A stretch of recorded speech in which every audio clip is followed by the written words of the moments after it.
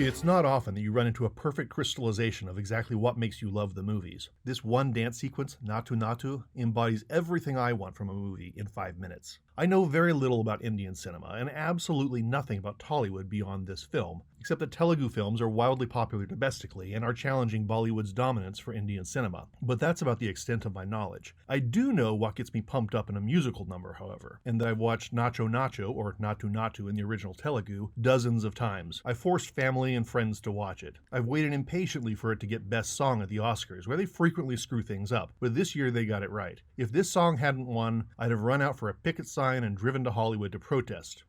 Maybe not, that sounds exhausting.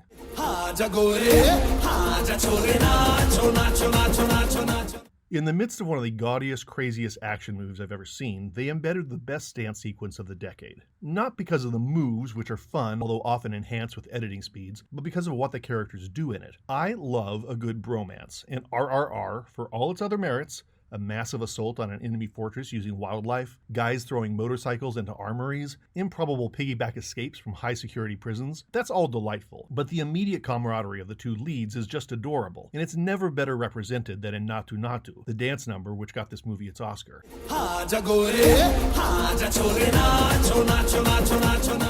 So, here's the setup. In colonial India, an undercover agent and a guy who's basically like a woodland god form a bond, unaware that they're both working towards the same goals. Indian audiences would recognize these two as Alluri Sittarami Raju and Kamaram Bhim, both real heroes of the fight for independence back in the 1920s. Real guys who actually never met, but who this movie fantasizes about as the bromance to end all bromances. They're portrayed here like James Bond and a woodland god in the over-the-top styling of this whole film. Bhim gets a massive crush on a pretty English woman who's also being courted by a cartoonishly evil English guy. Aside from this girl, all of the British people in this movie are pretty insanely evil. I want to see his neck drawn out tight and his eyes bulge and pop. At a classy social function, the two heroes challenge the villain to a dance-off, and that's where the magic happens. And by magic, I mean storytelling. Not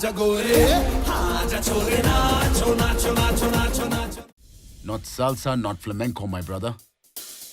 Do you know Desi Nach? What's Desi Nach? The villain has no idea what Desi Nach is, nor do we. The lyrics urge you to dance, with a series of similes. Dance like the lead in a local goddess's festival. Dance like eating spicy food with peppers. Dance like boys under a banyan tree. If this all seems culturally specific, that is not an accident. There's a great passage in the brilliant Senegalese novel Les Bouts de Bois de Dieu by the great film director Ousmane Sembène, in which workers looking to unionize meet with their French overlords. Since we have 36 local languages, they say, the chief of which is Wolof, and you speak none of them, we can discuss this in French. Condescending? Oh yeah. Deserved? Oh yeah. You can't rule a people if you have no idea who they are. That is a lot of what Nacho Nacho is about.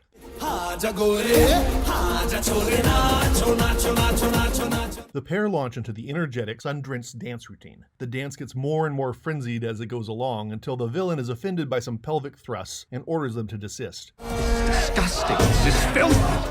The women, led by our cool heroine, refuse to let the colonial baddie shut the dance sequence down. Is this because of tingling loins or a dawning appreciation of the local culture? Whatever turns the ladies on, it initiates the best use of suspenders ever put on film. To the baddie's dismay, Bhim teaches all the white women how to do the dance, and there is delight and madness all around. So the baddies get mad and they challenge the heroes. After all, how hard could this aerobic local choreography be? The women all fall down one by one in good fun, leaving only the superbad and our two heroes in the dance circle. Of course, the baddie fails, much to the dismay of his henchmen, and it's left to a meaningful bromance stare between the two heroes. But there's our heroine, begging Raju to let Bhim win. And he takes one for the two-man team, faking a cramp and tumbling onto the well-manicured lawn, leaving one hero triumphant.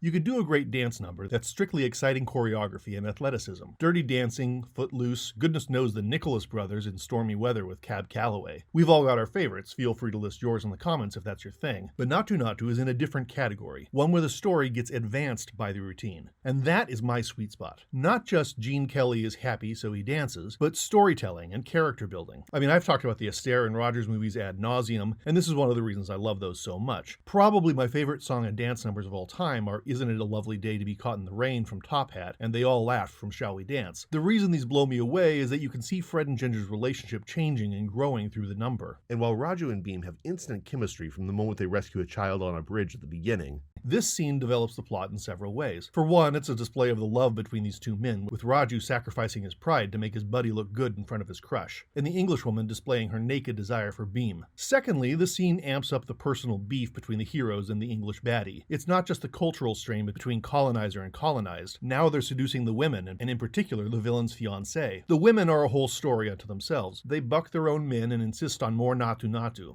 No, Jake, I've had enough of your bullying. Go away! No! Go! They've chosen joy and virility over their own native culture. Moving from one patriarchal culture to another isn't exactly feminist, but they do demand their way, and the Englishmen look pretty flaccid in their attempt to set their feet down. There isn't a united British front here.